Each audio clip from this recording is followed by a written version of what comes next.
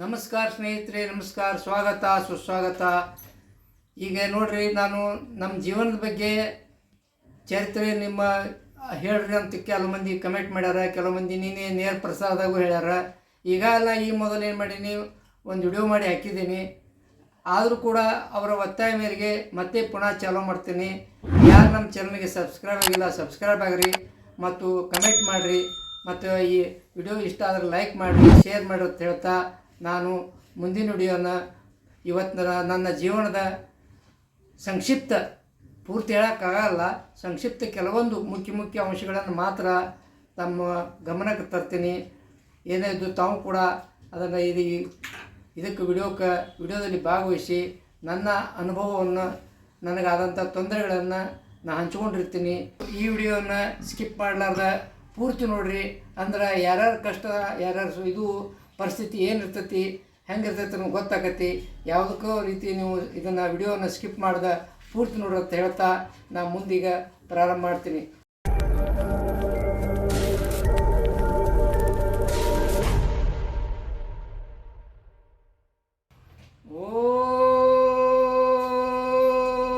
ಓಂ ನಮಃ ಶಿವಾಯ. ಓಂ ನಮಃ ಶಿವಾಯ. ಓಂ ನಮಃ ಶಿವಾಯ. ಓಂ ನಮಃ ಶಿವಾಯ. ಓಂ ಗುರು ಬ್ರಹ್ಮ ಗುರು ವಿಷ್ಣು ಗುರುದೇವ ಮಹೇಶ್ವರ ಗುರು ಸಾಕ್ಷಾತ್ ಪರಬ್ರಹ್ಮ ತಸ್ಮೈ ಶ್ರೀ ಗುರುವೇ ನಮಃ. ನಮಸ್ಕಾರಗಳು ಆತ್ಮೀಯರೇ. ನಾನು ಇವತ್ತಿನ ದಿವಸ ನನ್ನ ಹುಟ್ಟಿನಿಂದ ಈ 63 ವಯಸ್ಸಿನವರೆಗೆ ಆದಂತಹ ಸುಖ ಮತ್ತು ದುಃಖ, ಕಷ್ಟಗಳನ್ನು ತಮ್ಮೊಂದಿಗೆ ಹಂಚಿಕೊಳ್ತೀನಿ. ಆದರೂ ಪೂರ್ತಿ ಹೇಳೋಕ್ಕಾಗಲ್ಲ, ಕೆಲವೊಂದನ್ನು ಹೇಳದೆ ಇರುವಂಥವು ಇರ್ತವೆ. ಆದರೂ ಸಾಧ್ಯ ಇದ್ದಷ್ಟು ನಾನು ಹೇಳ್ತೇನೆ.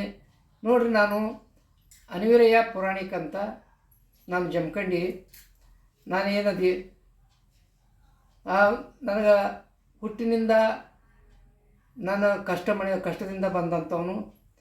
ನನ್ನ ಎಜುಕೇಷನ್ BCom ಆಯಿತು, LLB ಹಂಗೆ LLBನೂ ಆಯಿತು. LLB 3 ವರ್ಷ, ಅವಾಗ 3 ವರ್ಷ ಕೋರ್ಸ್ ಇತ್ತು. ಆ 3 ವರ್ಷ ಕೋರ್ಸ್ ಕಂಪ್ಲೀಟ್ ಮುಗಿಸಿದೆ. ಆದರೆ ಕೆಲವೊಂದು ವಿಷಯಗಳು ಬ್ಯಾಕ್ ಉಳಿದಿದ್ದನ್ನು ಈ ಸಾಂಸಾರಿಕ ತೊಂದರೆಯಿಂದ, ಕೆಲವೊಂದು ಸಮಸ್ಯೆಗಳಿಂದ ಆ ಬ್ಯಾಕ್ ವಿಷಯ ತೊಗೊಳಕ್ಕಾಗಲಿಲ್ಲ. ಹೀಗಾಗಿ ನನ್ನ LLB ಪೂರ್ತಿ ರಿಸಲ್ಟ್ ಕ್ಲಿಯರ್ ಆಗಲಿಲ್ಲ. ನಾನು ಬಡತನ ಕುಟುಂಬದಲ್ಲಿ ಹುಟ್ಟಿದವನು. ನನ್ನ ತಂದೆ ತಾಯಿ ಕಡು ಬಡವರು. ನನ್ನ ತಂದೆಗೆ 4 ಜನ ಅಣ್ಣತಮ್ಮರು. ಅವರು 4 ಜನ ಅಣ್ಣತಮ್ಮರು ಏನಂದ್ರೆ ಶಿಕ್ಷಣ ಹೊಂದಿದವರು. ನನ್ನ ತಂದೆಯು ಕೂಡ ಆವಾಗಿನ ಕಾಲದ SSLC ಇತ್ತು, SSC ಆಗಿದ್ದವರು. ಅವರು ಕೂಡ ವಿದ್ಯಾವಂತರು. ಅವರ ಅಣ್ಣತಮ್ಮರು ಕೂಡ ವಿದ್ಯಾವಂತರು. ಅದರಲ್ಲಿ ಒಬ್ಬರು ಡಾಕ್ಟರು, ಒಬ್ಬರು ಜಡ್ಜ್, ಒಬ್ಬರು ಶಿಕ್ಷಕರು, ಪ್ರೌಢಶಾಲಾ ಶಿಕ್ಷಕರಾಗಿ ನಿವೃತ್ತಿ ಹೊಂದಿದರು. ಅದರಲ್ಲಿ ನಮ್ಮ ತಂದೆಯವರು 3ನೇಯವರು. ನಮ್ಮ ತಂದೆಯವರಿಗೂ ನಾವು 4 ಜನ ಗಂಡಸು ಮಕ್ಕಳು, 4 ಜನ ಹೆಣ್ಣು ಮಕ್ಕಳು. ನಾವು 4 ಜನರು ಶಿಕ್ಷಣಕ್ಕಾಗಿ ನಮ್ಮ ತಂದೆಯವರು ಭಾಳ ಪ್ರಾಧಾನ್ಯತೆ ಕೊಟ್ಟರು. ಮತ್ತು ನಮ್ಮದು ತಂದೆಯವ್ರ ಕಾಲದಲ್ಲಿ ಆಸ್ತಿ ಇತ್ತು. ಆಸ್ತಿಯನ್ನು ನಮ್ಮ ಅಜ್ಜನ ಹೆಸರು ನನಗೆ ಇಟ್ಟಾರ, ಅನಿವೀರಯ್ಯ ಅಂತ. ನಮ್ಮ ಅನಿವೀರಯ್ಯ ಅಜ್ಜ ಏನು ಮಾಡ್ದ, ತನ್ನ ಮಕ್ಕಳ ಶಿಕ್ಷಣಕ್ಕಾಗಿ, ಅವಾಗ ಶಿಕ್ಷಣ ಸಿಗ್ತಿದ್ದಿಲ್ಲ, ಭಾಳ ಕಷ್ಟ ಪರಿಸ್ಥಿತಿ ಇತ್ತು ಶಿಕ್ಷಣ ದೊರಿಬೇಕಾದ್ರೆ.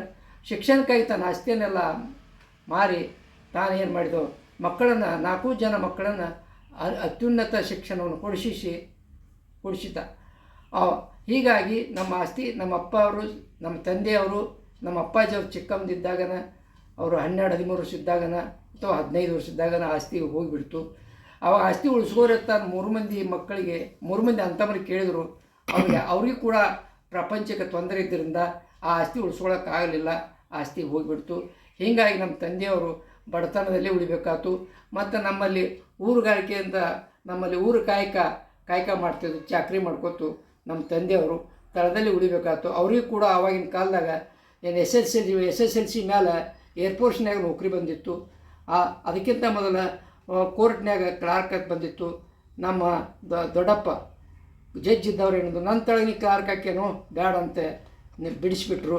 ಹೀಗಾಗಿ ನಮ್ಮ ಮುಂದೆ ನಮ್ಮಲ್ಲಿ ಶಿಷ್ಯಂದರು, ನಾವು ಗುರು ವೃಂದದವರು, ಗುರು ಇದ್ರವರು, ಹೀಗಾಗಿ ನಮ್ಮಲ್ಲಿ ಶಿಷ್ಯಂದರು ಅವಾಗಿನ ಕಾಲದಾಗ ಗುರುಗಳು ಸಿಗೋದು ಭಾಳ ಕಷ್ಟ ಇತ್ತು. ಅವಾಗ ನಮ್ಮ ಶಿಷ್ಯಂದ್ರೆ ಏನಂದ್ರೆ ನೀವೊಬ್ಬರು ನೌಕರಿಗೆ ಹೋದ್ರಂದ್ರೆ ಏರ್ಫೋರ್ಸ್ಗೆ ಹೋದ್ರಂದ್ರೆ ವಿಮಾನಿಲ್ಲ, ಇದಕ್ಕೆ ನಮ್ಮಲ್ಲಿ ಗುರುಗಳು ಇಲ್ಲ ಆಗ್ತಾರೆ. ಆದ್ದರಿಂದ ನೀವೇನೈತಿ ನೀವು ಇಲ್ಲೇ ತಳಕ್ಕೆ ಉಳಿಬೇಕಂತ ಎಲ್ಲರೂ ಬೇಡ್ಕೊಂಡ್ರು. ಆವಾಗ ನಮ್ಮ ತಂದೆಯವರು ಬಡವರು, ಶಿಷ್ಯ ಮಕ್ಕಳು, ನಮ್ಮ ಶಿಷ್ಯಂದರು ಬಡವರು. ಹೀಗಾಗಿ ಬಡವರು, ಗುರುನು ಬಡವ, ಶಿಷ್ಯನು ಬಡವ. ಬೇಡಿ ಪಡೆಯೋಕ್ಕಂದ್ರೆ ಅಲ್ಲಿ ಇಲ್ಲ ಇಲ್ಲಿ ಇಲ್ಲ. ಅವ್ರ ಕಷ್ಟನ್ನು ತೆಗೆದುಕೊಂಡು ತೃಪ್ತಿ ಹೊಂದಿ ನಮ್ಮ ತಂದೆಯವರು ನಮ್ಮನ್ನು ಜೋಪಾನ ಮಾಡಿ ಜಪನ್ ಮಾಡಿ ನಮ್ಮನ್ನು ಸಾಧ್ಯದಷ್ಟು 4 ಹೆಣ್ಣು ಮಕ್ಕಳಿಗೆ 4 ಗಂಡಸು ಮಕ್ಕಳಿಗೆ ವಿದ್ಯಾಭ್ಯಾಸವನ್ನು ಕೊಡಿಸಿದರು. ನಮ್ಮ ತಂದೆಯವರು 4 ಹೆಣ್ಣು ಮಕ್ಕಳನ್ನು ಯೋಗ್ಯವಾದ ಮನೆತನದಲ್ಲಿ ಕೊಟ್ಟು ಅವರು 4 ಹೆಣ್ಣು ಮಕ್ಕಳು ನಮ್ಮ ಅಕ್ಕಂದರು ಎಲ್ಲರೂ ಅಗದಿ ಆರಾಮದಿಂದಿದ್ದಾರೆ. ಅದೇ ಪ್ರಕಾರ ನಾವು 4 ಜನ ಅಣ್ತಮ್ಮರು ಯೋಗ್ಯವಾಗಿದ್ದೀವಿ, ಆರಾಮದಿಂದಿದ್ದೀವಿ. ಅದರಾಗ ನಮ್ಮ ದೊಡ್ಡಣ್ಣ ವಕೀಲಿಕೆ LLB ಕಲಿತ, ಅವನು ಕೂಡ ಕಷ್ಟಪಷ್ಟ ಶಿಕ್ಷಣ ಕಲಿತ. ಅವನು ಅಲ್ಲಿ ವಾರದ ಮನೆ ಊಟ ಮಾಡಿ ಶಿಕ್ಷಣ ಕಲಿತವ. ನಮ್ಮ ಅಣ್ಣವರು ಅವರು ದೇವಿ ಆರಾಧಕರು, ಅನುಷ್ಠಾನ ಮಾಡಿದವರು, ಆಧ್ಯಾತ್ಮಿಗಳು. ಅವರು ಕೂಡ LLB ಮಾಡಿ ವಕೀಲಿಕೆ ಮಾಡಿ ಧಾರವಾಡದಲ್ಲಿ ವಕೀಲರಾಗಿ ಉಳಿದ್ರು. ನಾವು 3 ಜನ ಇಲ್ಲೇ ಇದ್ದೆವು ನಮ್ಮ ತಳದಾಗ. ನಾನು ಕೂಡ 7ನೇವರೆಗೆ ಹುಟ್ಟೂರಲ್ಲಿ ಕಲಿತು. ಮುಂದೆ ನಮ್ಮ ಅಣ್ಣವ್ರು ವಕೀಲರಿದ್ದವರು ಇಲ್ಲಿ ಬೇಡ ಅಂತೇಳಿ ಧಾರವಾಡದಲ್ಲಿ ವಕೀಲಿಕೆ ಮಾಡ್ತಿದ್ರು. ಅವರು ಕರ್ಕೊಂಡವರು. ಅವ್ರಿಗೆ ಕೂಡ ತುಂಬ ಕಷ್ಟ ಪ್ರಾಪಂಚಿಕವಾಗಿ ಇತ್ತು. ಆದರೂ ಕೂಡ ನನಗೆ ಶಿಕ್ಷಣ ಕೊಡೋಕೆ ಸಹಾಯ ಮಾಡಿದರು. ಆವಾಗಿನ ಕಾಲಕ್ಕೆ ಅವರು ನನಗೆ ಶಿಕ್ಷಣ ಕೊಡಿಸಿದ್ರೆ ನಾನು ಮುಂದೆ ಓದೋಕೆ ಹಾಕಿದ್ದಿಲ್ಲ. ನಾನು ಕೂಡ ಅಲ್ಲಿ ಹೋಗಿ 8ನೇತಿಂದ ಮುರುಘಾ ಮಠದ ಮುರುಗೇಂದ್ರ ಸ್ವಾಮಿಗಳ ಮಠದಾಗ ಶಾಲೆ ಕಲಿತೆ. 8ನೇತಿಂದ ಮುಂದೆ ಅಲ್ಲೇ ಬಸವೇಶ್ವರ ಹೈಸ್ಕೂಲ್ದಾಗ PUC ಮಾಡಿದೆ. ಅಲ್ಲೇ CSI ಕಾಲೇಜ್ದಾಗ LLB BCom ಮಾಡಿದೆ. KPS ಲಾ ಕಾಲೇಜ್ ಈವ್ನಿಂಗ್ ಲಾ ಕಾಲೇಜ್ದಾಗ LLB ಮಾಡಕತ್ತಿದೆ. LLB ಮಾಡ್ತಾ ಏನು ಮಾಡಕತ್ತೆ, ನಾನು ನಮ್ಮ ಅಣ್ಣರ ಜೊತೆಗೆ ವಕೀಲರ ಜೊತೆಗೆ ಹೋಗೋದು, ಕೋರ್ಟ್ ಮಾಹಿತಿ ತೊಗೊಳ್ಳೋದು ಮಾಡಕತ್ತೆ. ಹಾಗೆ ನನಗೆ ಒಂದು ರೀತಿ ಬೆಳೆದ್ಬಿಡ್ತು.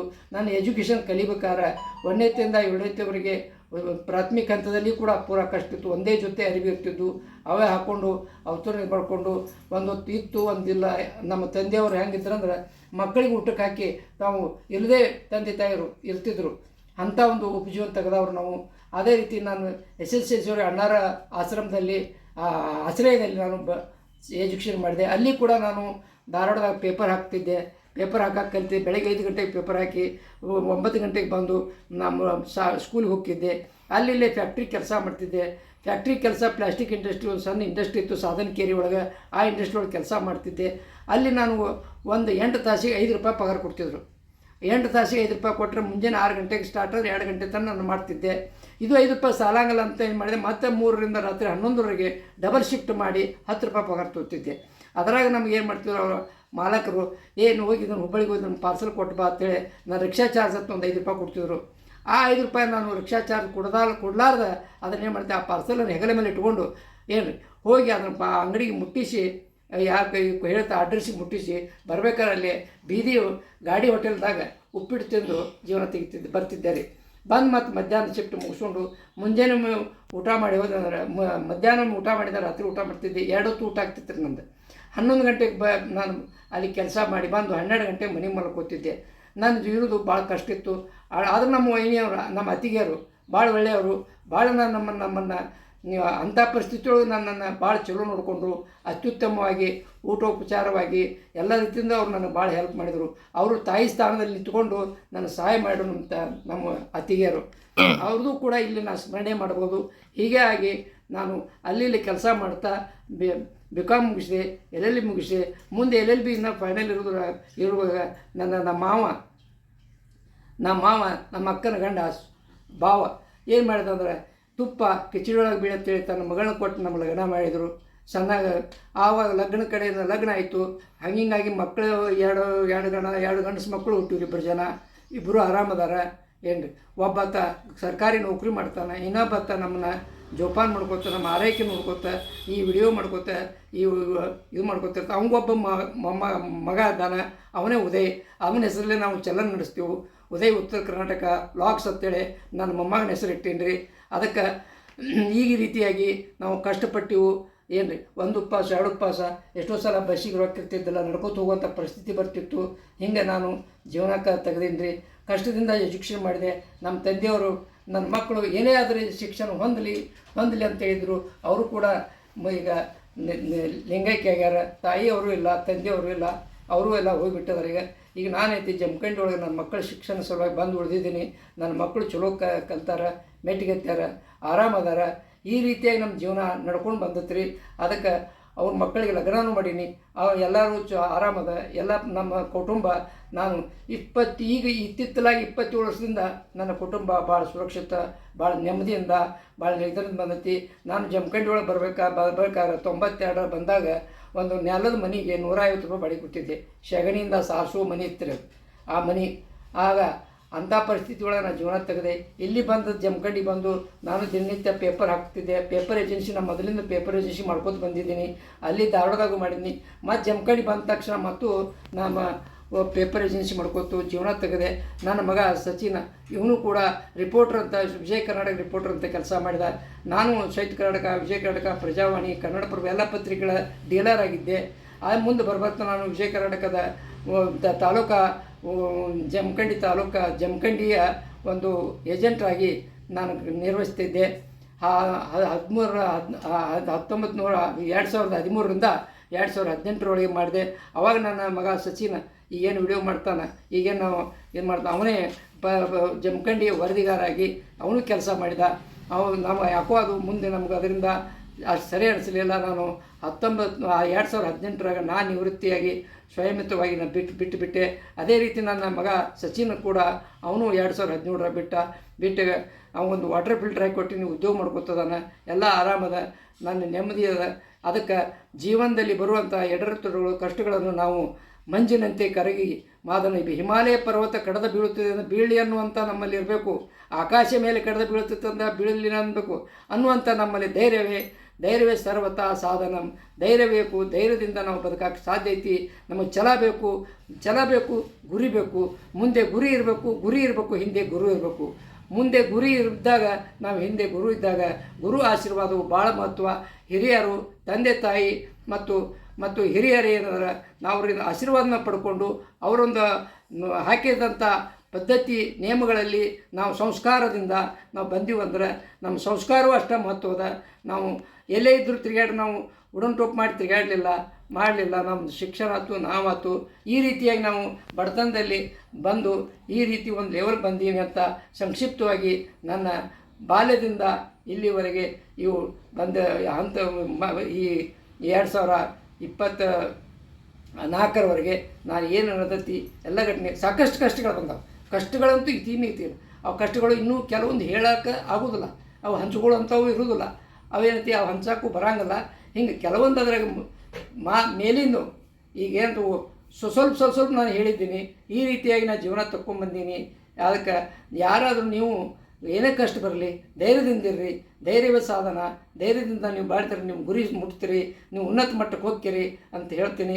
ಅದೇ ರೀತಿ ನಾನು ಈಗ ಜಮಖಂಡಿ ಬಂದು 92ರಿಂದ ಇಲ್ಲಿವರೆಗೆ ನಾನು ಏನಾಯ್ತು ಅನ್ನೋದನ್ನು ನಿಮ್ಗೆ ಹೇಳೀನಿ. ನಾನು ಇಲ್ಲಿ ಕೂಡ ಬಂದು ಈಗ ಒಂದು ಒಳ್ಳೆಯ ಮಟ್ಟದಾಗ ಅದೀನಿ. ದೇವರು ಆರಾಮಿಟ್ಟಾನ. ಗುರುಹಿಯರ ಆಶೀರ್ವಾದ ಐತಿ. ಅದಕ್ಕೆ ನಮಗೇನೈತಿ, ನಾವು ನ್ಯಾಯ, ನೀತಿ, ಧರ್ಮ ದಿಂದ ನಡೆದ್ರೆ ನಮ್ಗೆ ಜಯ ಆಕತಿ. ನಾವು ಜಯ ಸಾಧಿಸ್ಬೇಕಂದ್ರೆ ನೀವು ಇನ್ನೊಬ್ರಿಗೆ ಅನ್ಯಾಯ ಮಾಡಬೇಡ್ರಿ, ಇನ್ನೊಬ್ರಿಗೆ ಮೋಸ ಮಾಡಬೇಡ್ರಿ.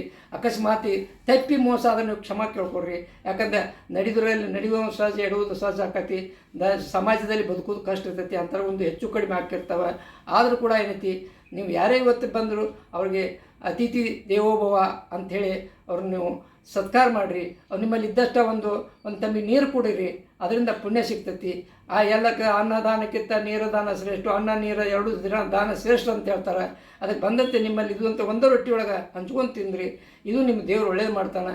ಅದೇ ರೀತಿ ನಾನು ಆ ಸ್ವಭಾವದಿಂದ ಬಂದೀನಿ, ಕಷ್ಟಗಳನ್ನು ಭೋಗಿಸಿದ್ದೀನಿ ಅಂಥೇಳಿ ದೇವ್ರು ನನಗೆ ಇವತ್ತಿನವರೆಗೆ ಒಂದು ಹೊತ್ತ ನೆಮ್ಮದಿಯಿಂದ ಊಟ ಮಾಡೋಕ್ಕೆ ಕೊಟ್ಟಿದ್ದಾನೆ.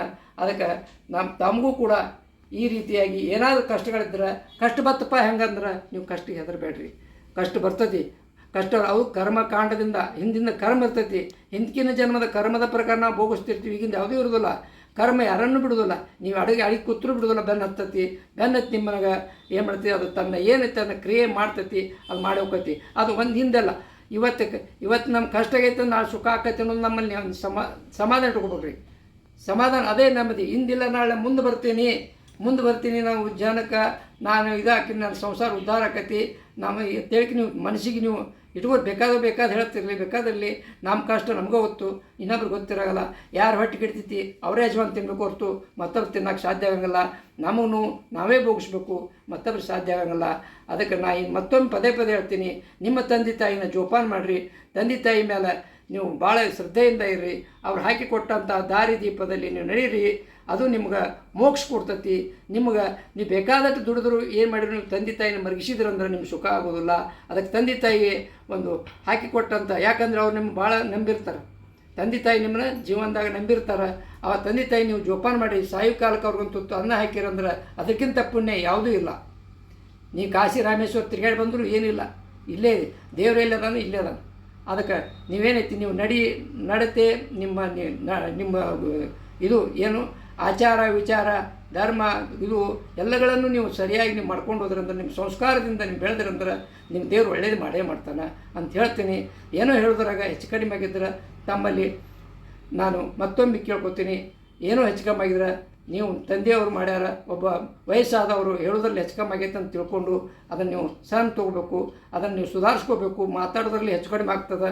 ಅದರಲ್ಲಿ ಹೆಚ್ಚಿಗೆ ಇದಾಗಿದ್ದರೂ ಕೂಡ ಸಮಾಧಾನ ಮಾಡ್ಕೋಬೇಕಂತ ಹೇಳ್ತಾ, ನಾ ಇವತ್ತಿನ ದಿವಸ ನನ್ನ ಬಾಲ್ಯದಿಂದ ಇಲ್ಲಿವರೆಗೆ ನಾನು 4 ಮಾತು ವಿರಾಮ ಹೇಳ್ತೀನಿ.